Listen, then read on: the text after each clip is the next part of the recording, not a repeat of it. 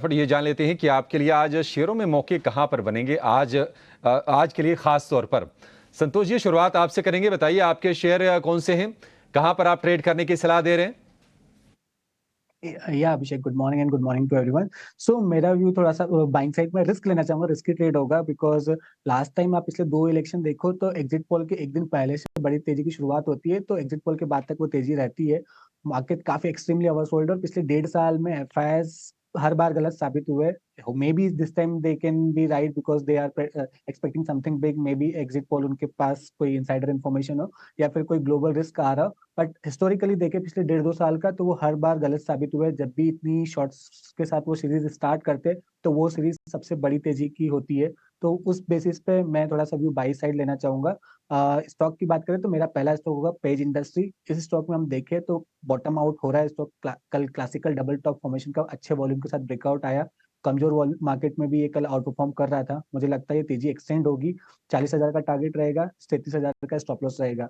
दूसरा, कल हमने बैंकिंग स्टॉक्स में आउट परफॉर्मेंस देखा डिस्पाइट मार्केट में इतनी वीकनेस थी। एक्सिस बैंक मुझे अच्छा लग रहा है, एक्सिस बैंक में खरीदारी करना चाहिए। यहाँ पे 1200 का टारगेट रहेगा, 1150 का स्टॉप लॉस रहेगा। एक्सिस बैंक बैंकिंग खेमे से और इसके लिए टारगेट होगा 1200 रुपए का। और पेज इंडस्ट्रीज कल बहुत ही बढ़िया रफ्तार रही। दिन के अगर आप निचले स्तर से देखेंगे तो पेज इंडस्ट्रीज करीब करीब 1800-2000 रुपए रिकवर करके दिन की ऊंचाई पर बंद हुआ है शेयर। ये 38,000 रुपए के आसपास पेज इंडस्ट्रीज। ये दो शेयर संतोष जी की लिस्ट में।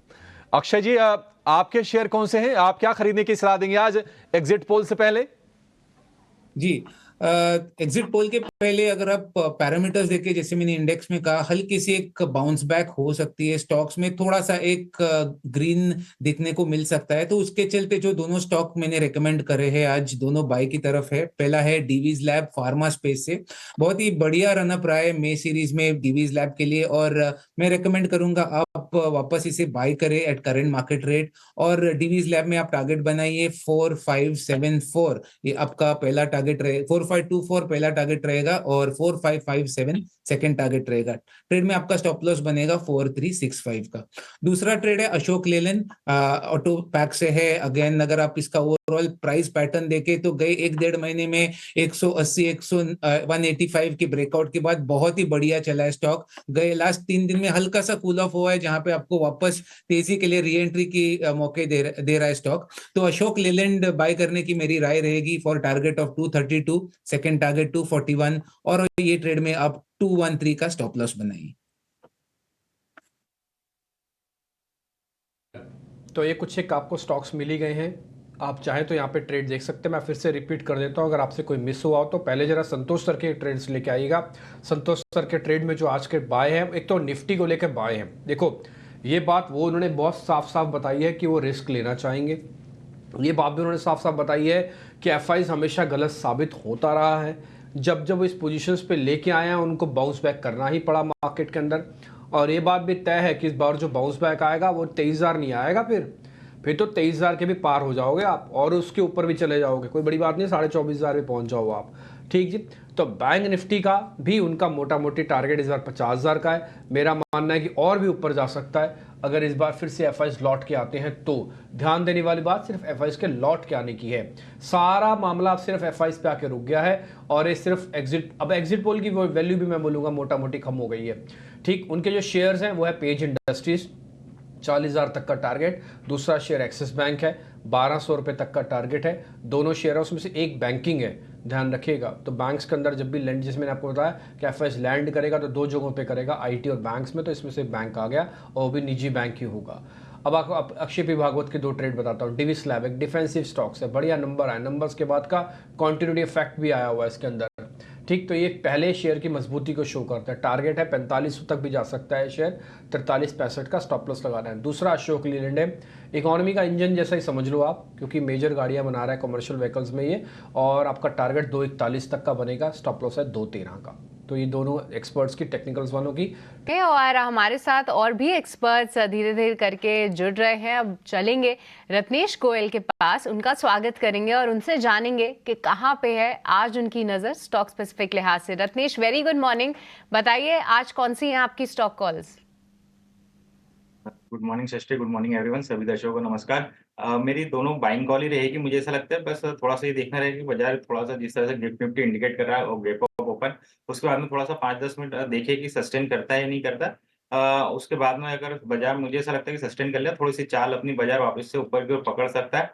पर जो दोनों स्टॉक्स में रहे वो दोनों कैश मार्केट के रहेंगे क्योंकि स्टॉक स्पेसिफिक मूवमेंट बरकरार है और मिड कैप में थोड़ा-सा अभी मोमेंटम बरकरार है। तो आरएचआई में मुझे ऐसा लगता है कि काफ़ी लंबे कंसोलिडेशन में कल 200 मूविंग एवरेज के ऊपर क्लोज़ दिया अच्छे वॉल्यूम के साथ में। तो यहाँ पे ₹720 का स्टॉप लॉस लगा के ₹760 के टारगेट मुझे आते हुए दिखाई देते हैं। दूसरा एक लिंडे इंडिया। लिंडे इंडिया आप देखें काफ़ी अच्छा आउट परफॉर्म है।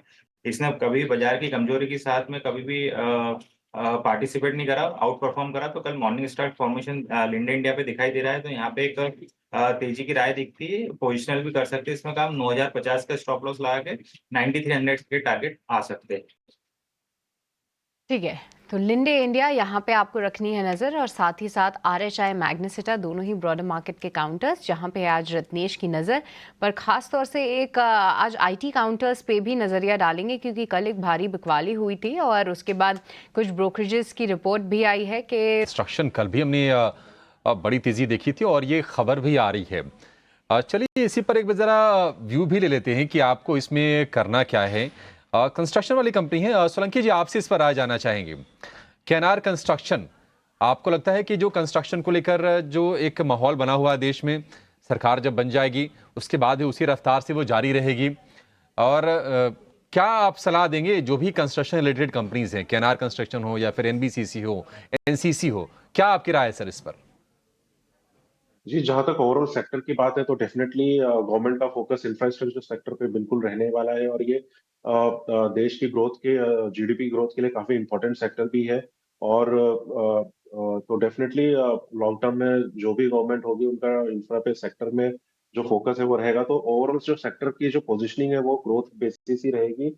लेकिन अगर आप कंपनी की स्पेसिफिक बात करें तो थोड़ा सा इनकी ऑर्डर इनफ्लोज में इश्यूज रहा है कंपनी के लिए। तो वो एक काफी देखने वाली बात है कि आगे आने वाले जो ऑर्डर इनफ्लोज है वो कैसे रहते हैं, क्योंकि ऑर्डर इनफ्लो में थोड़ा सा हमको इसमें प्रॉब्लम देखने को मिला। लेकिन जो ओवरऑल सेक्टर है वो डेफिनेटली काफी पॉजिटिव ही रहने वाला है।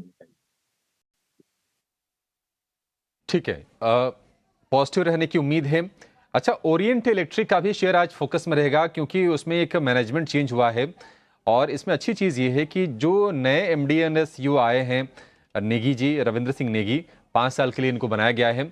ये पहले रह चुके हैं बजाज इलेक्ट्रिकल में, जो कि बहुत जाना माना नाम है अपने सेगमेंट की।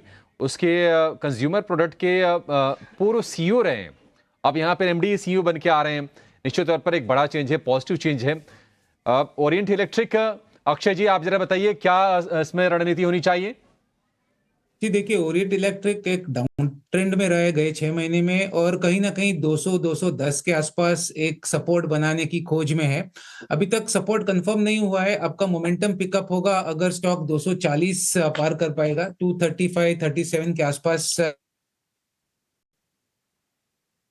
चर्चा हुई है क्या भाई? क्लोजिंग है कल। तो मैं कहूंगा अपने दे, आज गैप अप तो हो रहा है पर 240 के ऊपर आपको स्ट्रॉन्ग मोमेंटम पिकअप मिलेगा जो 270 तक दिख सकते हैं। ठीक है,